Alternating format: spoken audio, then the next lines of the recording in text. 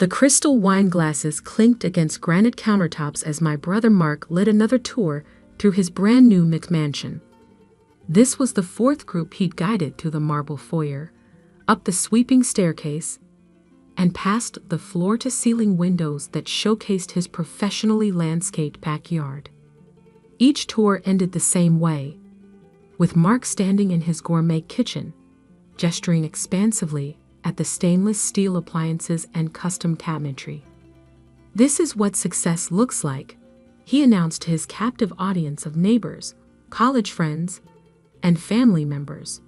His voice carried that particular tone of someone who'd finally made it and wanted everyone to know. I stood near the kitchen island, nursing my glass of champagne and trying to look appropriately impressed. My simple navy dress and department store heels felt out of place among the designer outfits and luxury accessories worn by Mark's guests, which was exactly the impression I wanted to give. "Katie, come here," Mark called out, spotting me by the breakfast nook.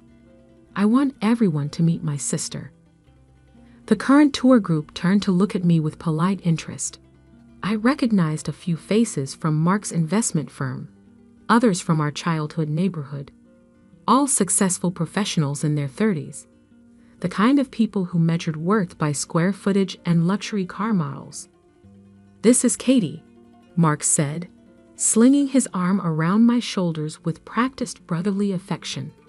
"She's still finding her way, aren't you, sis? Working on some little consulting projects, living in that cute apartment downtown." The group smiled with the kind of sympathetic warmth reserved for people's less fortunate relatives. Poor Katie, still struggling while her younger brother had clearly figured out the secret to success. "But being here tonight," Mark continued, gesturing around his showcase kitchen, "maybe you'll get inspired. Maybe you'll finally understand what real achievement looks like and start making some serious life changes." I smiled back, playing my part perfectly. The older sister who'd never quite lived up to her potential, who needed her baby brother to show her how the world really worked. If they only knew. I checked my phone discreetly. 7:43 p.m. The paperwork had been filed at 5:00 p.m. sharp, which meant the process server should arrive any moment now. I timed this perfectly. "Mark's always been the ambitious one in the family," I said, raising my champagne glass. "Always thinking big, always reaching higher." The group murmured agreement. Here was a supportive sister acknowledging her brother's superior talents. What they couldn't know was that Mark's ambitious thinking had led him to leverage every asset he owned, including his retirement accounts and this house, to fund increasingly risky investment schemes. What they didn't know was that his firm's biggest client, the one responsible for the bonuses that paid for this mansion, was a shell company I'd created 3 years ago. What they definitely didn't know was that I'd been quietly buying up his debt for months, consolidating his various loans and credit lines under my investment company's portfolio. "Let me show you the master suite," Mark announced, leading the group toward the staircase. "Wait until you see the walk-in closet. It's bigger than most people's bedrooms."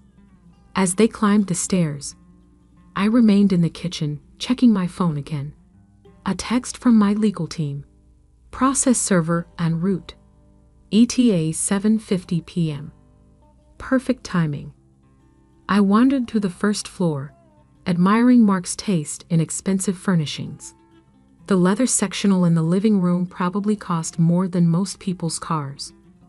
The dining room table could seat 12. The home theater system looked like something from a luxury yacht. All of it financed with money he didn't actually have, secured against assets he was about to lose. My phone buzzed with another message from my assistant. Sullivan Industries board meeting confirmed for Monday. Acquisition papers ready for signature.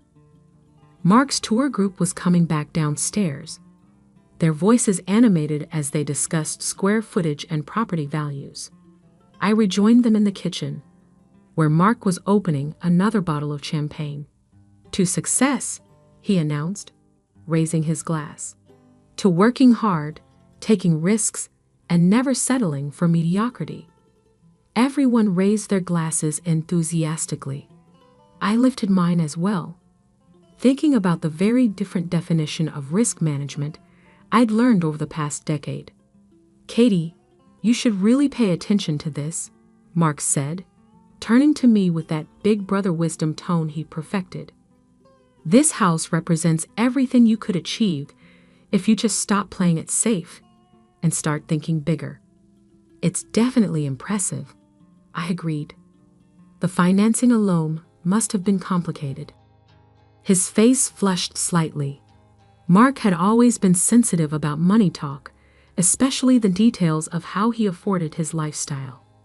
Smart investments, he said quickly. Leveraging opportunities. Building equity. Standard wealth building strategies. I nodded thoughtfully. Leveraging can be powerful. Though I imagine the monthly payments on a place like this must be significant. Nothing I can't handle, he replied, but I caught the slight edge in his voice. He knew exactly how close to the edge he was living. That's when the doorbell rang. Mark frowned, checking his watch, expecting someone else. His wife Jennifer asked from across the kitchen. No, everyone should be here already. The doorbell rang again, more insistently this time. I'll get it, Mark said, setting down his champagne and heading toward the foyer. I followed at a discreet distance, along with several curious guests. Through the decorative glass panels beside the front door, I could see a woman in a business suit holding an official-looking envelope. Mark opened the door with his host smile still in place. Can I help you? Mark Sullivan? Yes, that's me. I'm serving you with official notice of foreclosure proceedings. Property now owned by K. Sullivan Enterprises. The words hit the foyer like a physical blow. Mark's face went white as he stared at the envelope being pressed into his hands. Foreclosure?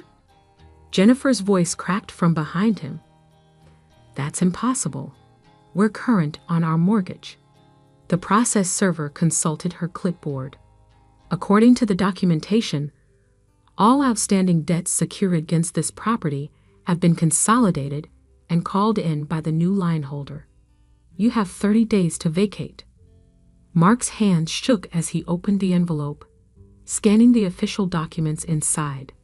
His face cycled through confusion, disbelief, and growing horror as the reality sank in. K. Sullivan Enterprises, he read aloud. What the hell is K. Sullivan Enterprises? I stepped forward, my heart pounding but my voice perfectly calm. That would be me, Mark. The foyer fell silent except for the sound of Jennifer's sharp intake of breath. Katie Sullivan Enterprises, I clarified. My investment company. The one that's been quietly purchasing your various debts over the past 6 months. Mark stared at me like I'd grown a second head. Your what? I pulled out my phone, opening the corporate banking app that showed K. Sullivan Enterprises' current assets. My investment company. Current portfolio value approximately $2.3 billion, with holdings in commercial real estate, technology startups, and distressed debt acquisition. The number on my screen made Jennifer grab Mark's arm for support. Distressed debt acquisition, I continued, is when you buy up someone's loans at a discount from desperate lenders. Your mortgage company was happy to sell your note after you missed 2 payments last month. Your credit card companies were equally eager to unload your balances after you exceeded your limits. Mark's mouth opened and closed without sound. The really interesting purchase was your margin debt from the investment firm. Did you know they were planning to call in your leveraged positions next week? I saved them the trouble. I scrolled through my phone, showing him the complete portfolio of his financial obligations. Total consolidated debt, $1.7 million. Total assets securing that debt. This house, your investment accounts, your cars, and your boat. The housewarming guests stood frozen in the foyer, witnessing the complete collapse of their host's carefully constructed success story. But how? Mark whispered. You live in that tiny apartment. You drive that old car. You work freelance consulting. I smiled, the same patient smile I'd been giving him all evening. Mark, I live in the penthouse of a building I own. I drive a 10-year-old Toyota because it's reliable and draws no attention. And my consulting clients include Fortune 500 companies who pay me 7 figures to optimize their AI systems. Jennifer sank into the decorator chair by the front door. This isn't happening. I'm afraid it is, I said gently, though I'm not unreasonable. Mark, you have options. He looked up from the foreclosure papers, desperate hope flickering in his eyes. Option 1. You declare bankruptcy, lose everything, and start over with nothing. Option 2. You accept my job offer. Job offer? I pulled out another document from my purse. Senior Vice President of Strategic Development at Sullivan Industries. Starting salary $150,000 with performance bonuses. Enough to rent a nice house. Not enough to buy a mansion you can't afford. Mark stared at the employment contract. You're offering me a job? After this? I'm offering you a chance to learn what success actually looks like, I corrected. Real success, built on sustainable business practices and actual value creation. The process server had finished her duties and left. The housewarming guests began quietly gathering their coats, clearly uncomfortable with witnessing such a private family catastrophe. I don't understand, Mark said, still holding both the foreclosure notice and the job offer. Why would you do this? I looked around the marble foyer at the expensive chandelier and custom millwork that had been bought with borrowed money and false confidence. Because 3 years ago, you stood in my actual apartment, the one you call tiny, and told me I was wasting my potential. You said I needed to think bigger, take more risks, stop being afraid of real success. I gestured at the foreclosure papers in his hands. You were right about thinking bigger, but you confused success with the appearance of success. You confused assets with wealth. You confused leverage with power. Mark's carefully styled hair had fallen across his forehead, making him look younger and more vulnerable. I thought I was winning. You were performing, I said softly. There's a difference. Jennifer stood up from the chair, mascara smudge, but composure returning. The job offer, is it real? Completely real. Mark has skills I can use. Sales ability, relationship management, strategic thinking. He just needs to learn how to apply them sustainably. I turned back to my brother. But Mark, if you take this position, you work for me, not with me for me. You follow my business model, my ethics, my timeline. And you never, ever use family leverage to circumvent company policies. He looked down at the employment contract, reading through the terms carefully. For the first time all evening, he was actually thinking before speaking. The salary, he said finally, it's less than I made at the firm. It's also guaranteed for 3 years, with health benefits, retirement matching, and profit sharing. No commission pressure, no leveraged positions, no gambling with other people's money. I pulled out my keys, removing one from the ring. There's also a company car. Nothing flashy, but reliable. Better than losing your current lease to bankruptcy. Mark took the key, turning it over in his palm. A company car? Mark, I said gently, real wealth isn't about impressing people. It's about building something that lasts, something that grows without destroying everything around it. He was quiet for a long moment, looking around the foyer that would soon belong to someone else. The house, he said finally. What happens to the house? I'll sell it to cover your debts and give you a fresh start. Any excess goes toward your employee stock options at Sullivan Industries. Jennifer stepped forward. Stock options? If the company continues growing at current rates, those options will be worth significantly more than this house in 5 years. The difference is, you'll own them free and clear. I checked my watch. You have until Monday morning to decide. The job starts Tuesday if you want it. Mark looked at Jennifer, then back at me. Why now? Why reveal all this tonight? I smiled, thinking about all the family gatherings where Mark had patronized me, all the times he'd offered unsolicited advice about my career choices, all the moments he'd assumed his lifestyle meant he was winning.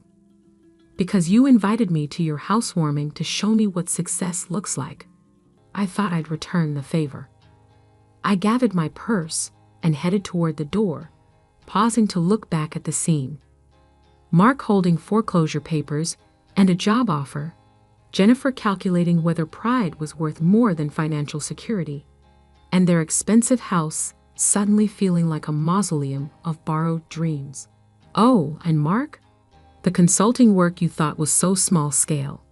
My last project was redesigning the AI architecture for the Federal Reserve's trading systems. The contract was worth $47 million. I opened the front door, then turned back one more time. Real success doesn't need a housewarming party to prove it exists. It just builds, quietly and steadily, until you're ready to use it for something that matters. The next morning, I sat in my actual office on the 34th floor of the Sullivan Industries headquarters, reviewing Monday's board meeting agenda. My assistant brought coffee and the weekend's business reports, including the real estate portfolio performance and the latest acquisition opportunities. Ms. Sullivan, your brother called 3 times this morning. Should I schedule an appointment? I looked out over the city skyline, thinking about the difference between building wealth and performing wealth, between earning respect and demanding it. Send him the employee handbook and the company orientation schedule. If he's serious about learning how business actually works, he can start by reading the policies.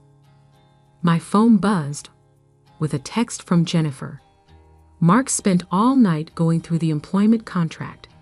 We want to accept. When can he start? I smiled, typing back. Tuesday morning, 8 a.m. sharp. Dress code is business casual. No need to impress anyone with expensive suits. Sometimes the best revenge isn't destroying someone's dreams. Sometimes it's showing them the difference between dreams and delusions, between success and its shadow. And sometimes, if you're very lucky, they're ready to learn. 3 months later, Mark sent me a quarterly report that was both thorough and insightful, analyzing market trends with the kind of careful attention he'd never shown when gambling with leveraged investments. His email signature read, Mark Sullivan, Senior VP Strategic Development, Sullivan Industries, building sustainable growth since 2024. At the bottom, he'd added a personal note. Thanks for teaching me the difference between having money and building wealth. The view from solid ground is better than I expected. I printed the report and filed it in my desk drawer, next to the foreclosure notice from his housewarming party. Some lessons are worth saving.